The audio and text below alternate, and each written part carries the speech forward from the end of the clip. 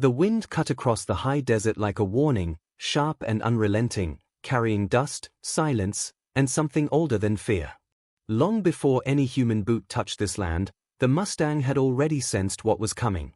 He stood alone on the ridge, muscles tight beneath a scarred, ash-gray coat, menere whipping like a battle flag against the sky. Below him, the world stretched wide and empty, except for the men. They were small from up here. Trucks like insects. Voices like distant echoes. Ropes coiled with intention. This wasn't the first time humans had come. And it wouldn't be the first time he refused them. They called him Ghost Wind. Not because he was white, he wasn't, but because he appeared and vanished like a spirit, leaving nothing behind but churned earth and shaken nerves. For 3 years, he had evaded every roundup, every trap, every attempt to bend his will. Other horses ran when the helicopters came. Ghost Wind didn't panic. He calculated. He waited. And then he moved, fast, precise, untouchable. Down below, Ethan Cole stepped out of the truck and tilted his hat back, eyes narrowing as he followed the line of the ridge. He didn't need binoculars to know the Mustang was there. He could feel him. A pressure in the air. A presence. Like the land itself was watching. "Still won't come down," one of the wranglers muttered, frustration thick in his voice. Ethan didn't answer right away. At 42, his face carried the marks of a man who'd lost more than he talked about, creases earned from years of sun, wind, and disappointment. Once, he'd been a celebrated horse trainer. Once, people said he had a gift. Then came the accident. Then the silence. Then the years he stopped believing he could fix anything at all. Until Ghost Wind. "This one's different," Ethan finally said. "He's not running from us. He's standing his ground." Above them, Ghost Wind shifted his weight. His ears flicked forward, then back. He wasn't afraid, but he was ready. The memory of ropes burned in his mind. The sting of captivity.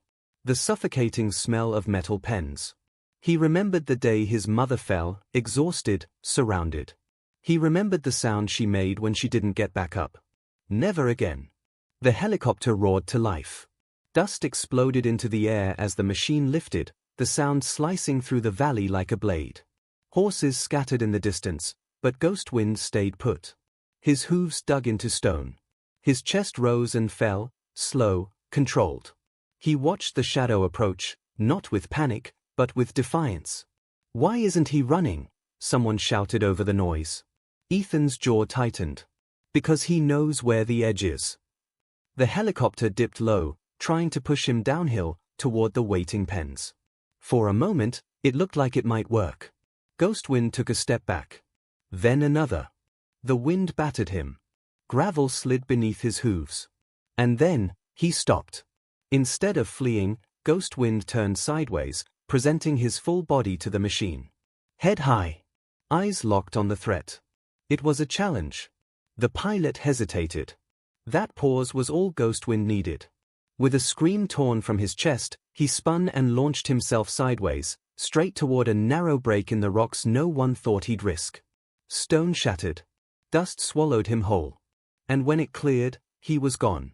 Silence fell hard. Did he jump that?" someone whispered. Ethan stared at the empty ridge, heart pounding. A slow smile tugged at the corner of his mouth, not of victory, but of awe. "He didn't bow," Ethan said quietly. "Not to machines. Not to men." That night, as the camp settled and the desert cooled, Ethan couldn't sleep. The image of the Mustang replayed in his mind over and over, the stillness, the defiance, the choice. It gnawed at him in a way nothing had in years. He remembered another horse. Another moment. Another choice. Back when he'd believed every problem could be solved with patience and skill. Back before the fall. Before the shattered leg. Before the horse that spooked, bolted, and never trusted him again. People said Ethan lost his touch that day. Maybe that was true. Or maybe he just hadn't met the right horse again. At dawn, Ethan returned alone. No ropes. No crew. No engines. Just him, a canteen, and a long walk into the quiet. Ghost Wind was there. Standing at the edge of a dry wash, head low, eyes sharp. He didn't flee when he saw the man. He didn't charge either. He waited. The space between them felt electric. Ethan stopped 50 yards away and slowly sat on the ground. He made himself small. Vulnerable. Human. "I'm not here to take you," he said softly, though he knew the horse didn't understand the words. "I just want to see you." Ghostwind's ears flicked. One step forward. Then another. Muscles coiled, ready to explode at the slightest wrong move. This was the moment that mattered. The desert held its breath.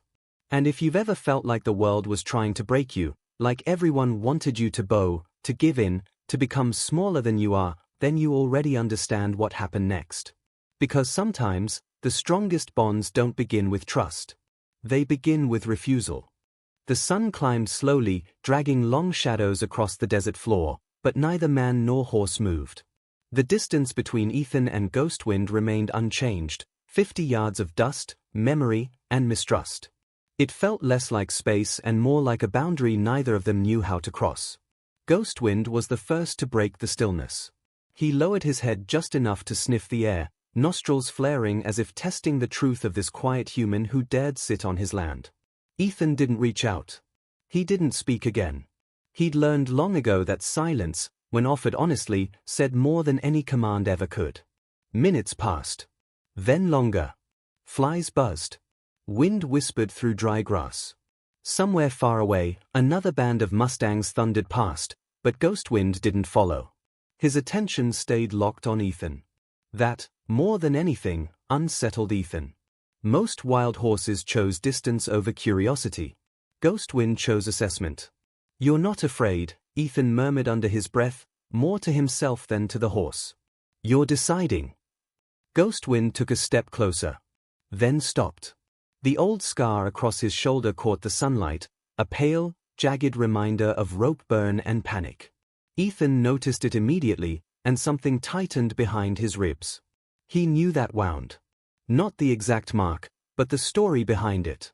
He'd seen it in countless horses that came out of failed roundups, strong bodies, wounded trust. And Ghostwind carried his pain like a badge. That afternoon, Ethan returned to camp without incident, but his mind never left the wash. The others noticed. "You let him walk away again," one wrangler scoffed. "That horse is gonna get himself killed if we don't pen him." Ethan met his eyes calmly. "And if we force him, we'll prove him right." That night, Ethan sat alone by the fire, staring into the embers. The desert cooled fast, but the heat inside him lingered, old doubts, old guilt resurfacing like ghosts of their own. Years ago, after the accident, Ethan stopped trusting his instincts. The horse he'd been training, a rescue, skittish but promising, had bolted during a storm. Ethan hesitated for half a second too long. The fall shattered his leg and something else even harder to mend. Confidence.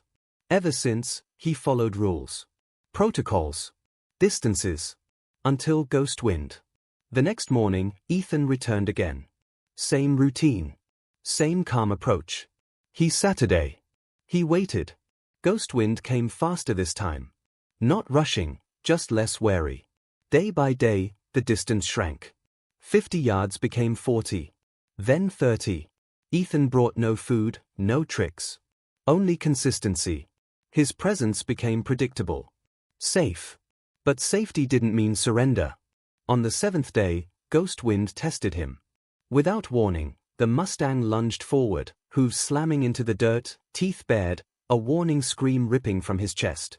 Dust exploded between them. Any sudden move, any fear, would have ended everything. Ethan didn't flinch. His heart hammered, but his body stayed still. He planted his hands on the ground and breathed through the terror clawing at his spine. He remembered the fall. The panic. The moment fear took over last time. Not again. Ghostwind skidded to a stop just feet away. Their eyes met. For a heartbeat, neither blinked. This wasn't aggression, it was a question. "Will you break now?" Slowly, deliberately, Ethan lowered his gaze. Not in submission, but in respect. The tension snapped.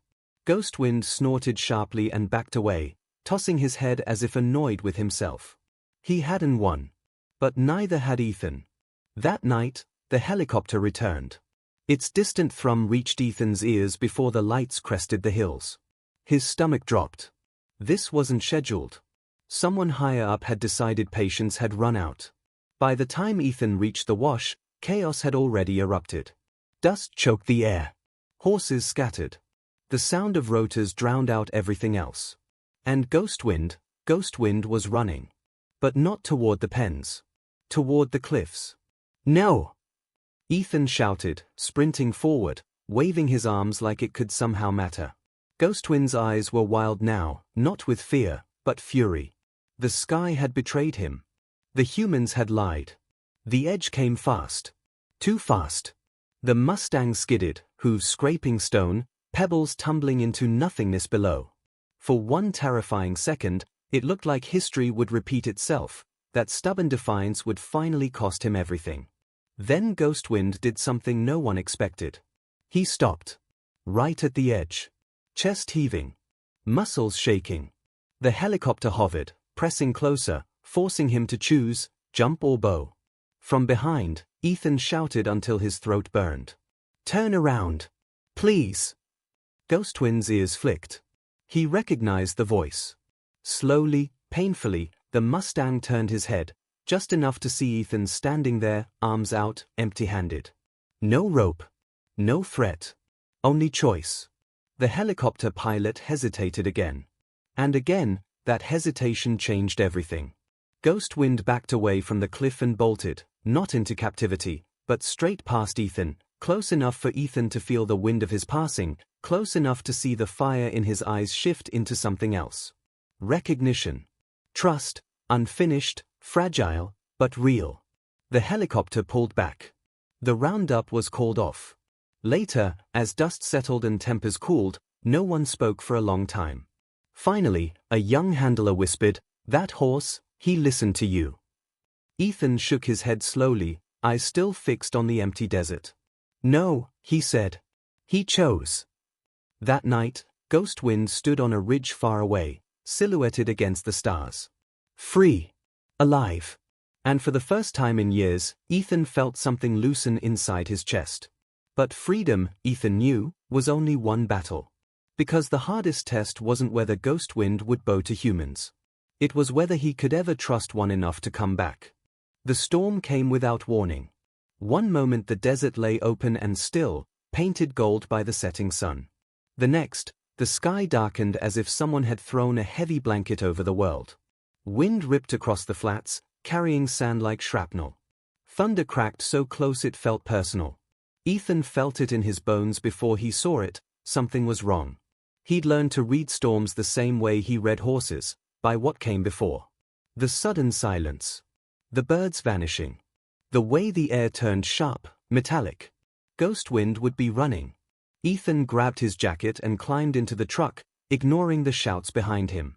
He drove straight toward the Badlands where he'd last seen the Mustang disappear. Rain slammed the windshield, turning the road into a blur of mud and fear.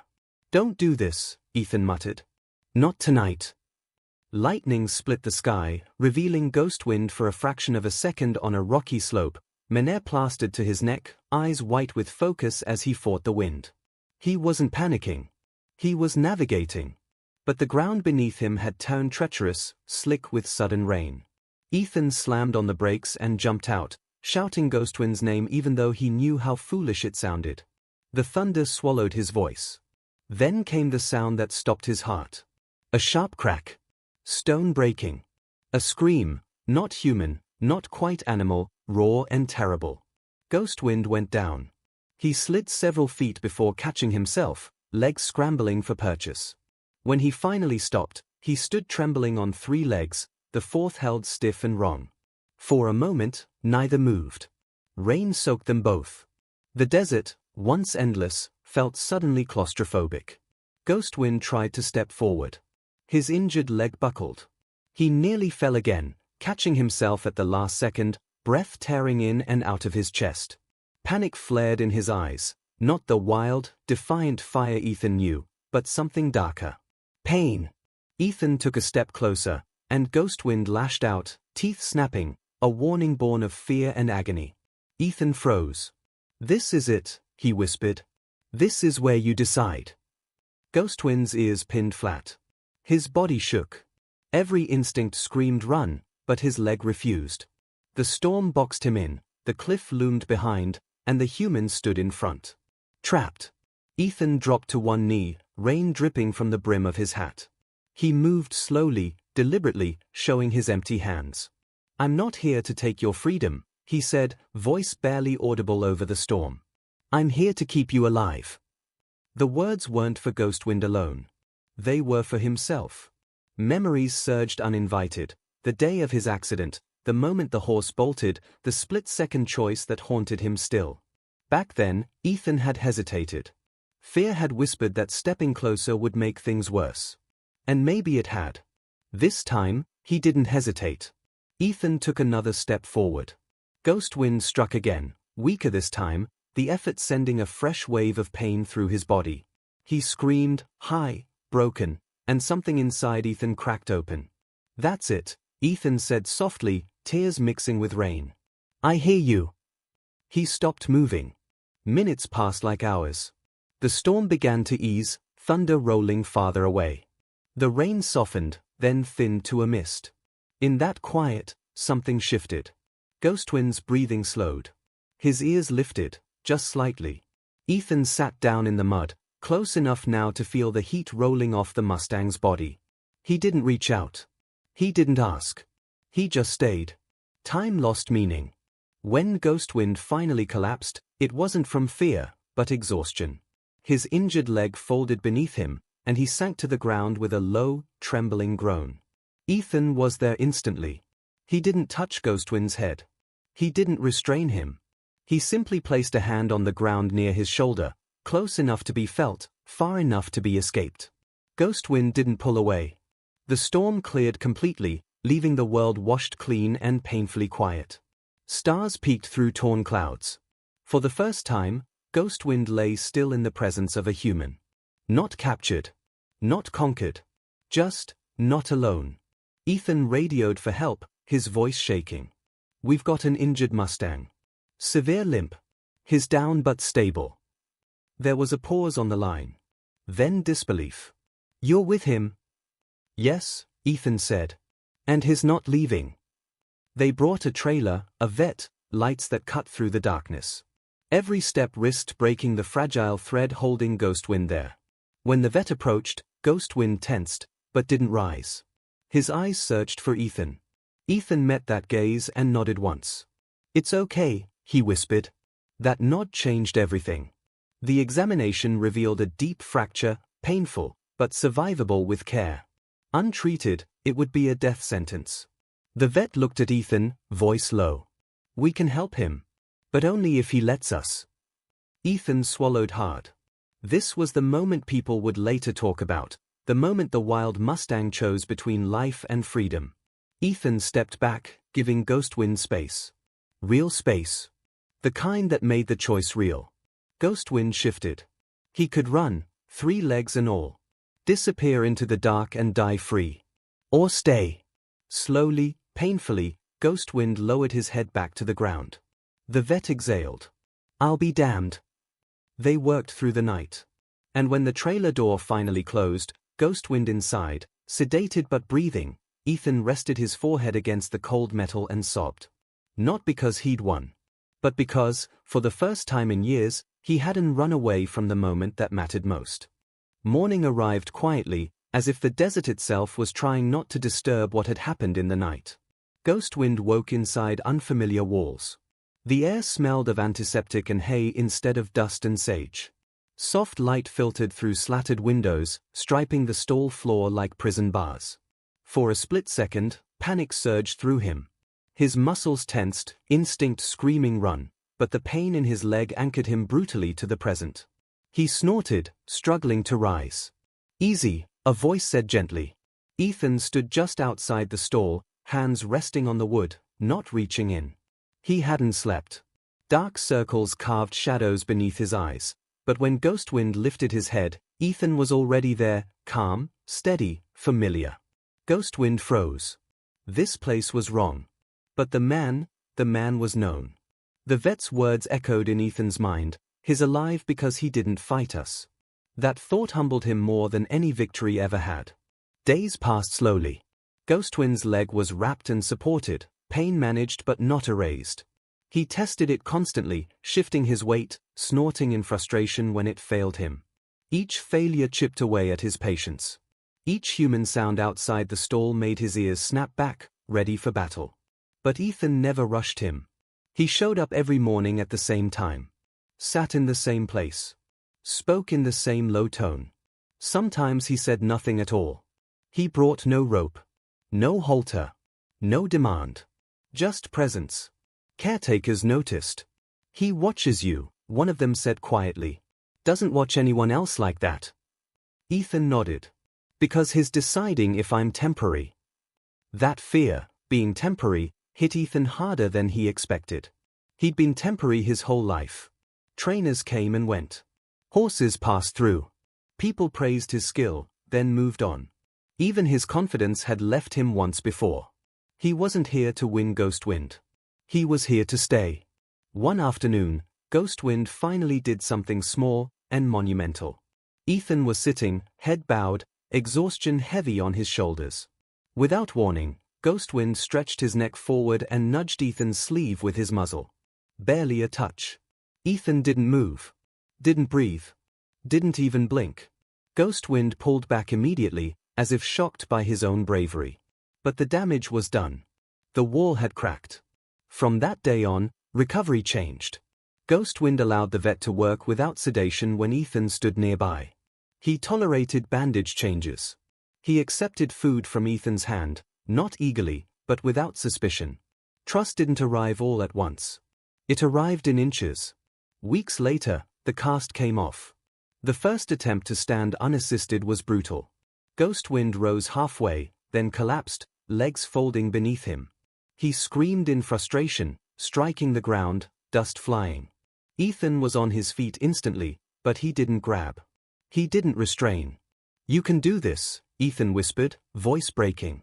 "I know you can." The second attempt was worse. The third nearly broke them both. Then, on the fourth try, Ghostwind stood. Shaking. Sweating. Alive. The caretakers cheered softly. Someone wiped their eyes. Ethan didn't move. He just watched, heart in his throat, as Ghostwind balanced on four legs again. Not conquered. Not broken. Standing. As strength returned, so did Ghostwind's fire. He tested fences. Challenged space. Tossed his head when frustrated. The wildness never left, it matured. And that terrified everyone else. "You can't release him," one official warned. "He's too dangerous now. Too strong. Someone will get hurt." The words hit Ethan like a verdict. Release had always been the plan.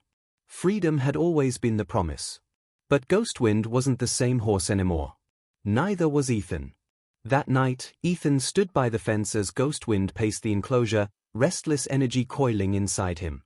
"You're not meant for walls," Ethan said softly. "And I'm not meant to keep you." Ghostwind stopped pacing. Turned. Met Ethan's eyes through the rails. For a moment, Ethan wondered if this was where the story ended, where love meant letting go, even if it tore him apart. But Ghostwind took a step closer. Then another. He lowered his head, not in submission, but in recognition, and pressed his forehead gently against the fence. It wasn't a bow. It was a choice. Ethan's breath hitched. The next morning, the officials returned with papers. Final decisions. Permanent outcomes. Ethan knew the arguments. He knew the rules. He knew what usually happened to wild horses deemed unmanageable. He also knew what Ghostwind had already survived.